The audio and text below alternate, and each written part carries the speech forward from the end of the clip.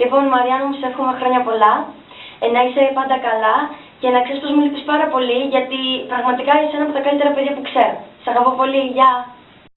Να ζήσεις και να τα καταστήσεις. Αγάπη μου, σου εύχομαι να είσαι πάντα πολύχρονη, ευτυχισμένη και είμαι σίγουρη ότι με το χαρακτήρα σου θα πετυχαίνεις πάντα τους στόχους σου. Χρόνια πολλά, Μαριάννα! Μαριάννα μου, χρόνια σου πολλά. Εύχομαι πάντα να είσαι καλά και μια μέρα μεγάλη στάρ από την Gina The Star. Χρόνια πολλά!